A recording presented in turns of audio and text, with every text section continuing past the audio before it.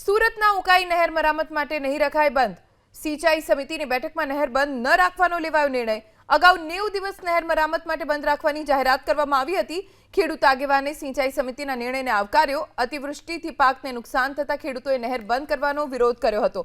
દક્ષિણ ગુજરાતમાં હજુ પણ ખેતરો છે પાણીથી લબાલબ. સિંચાઈ વિભાગના અધિક્ષક એસબી દેશમુખને ગાંધીનગરનું તેડું.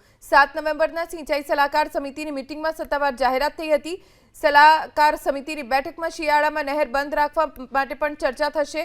2 દિવસ પૂર્વે નાયબ મુખ્યમંત્રીએ ખેડૂતો સાથે મુલાકાત કરી હતી. હર્ષ સંઘવીએ કેનાલ બંધ કરવાથી નુકસાની અંગે ખેડૂતો સાથે વાતચીત કરી હતી. આ વર્ષે જે કાકડા પાક જમણા કાંઠા નહેર જે 90 દિવસ બંધ રહેવાની છે, આ બંધ જો રહેશે તો આ વર્ષે માવઠાના કારણે ખેડૂતોને ખૂબ જ નુકસાન થયું છે અને આવનાર 90 દિવસ પણ જ્યાં નહેર બંધ રહેલી સફેદ છે, ઉનાળુ પાક અને શેરડી અને ખાસ કરીને શાકભાજીના પાકોને ખૂબ જ મોટું નુકસાન થવાનું છે.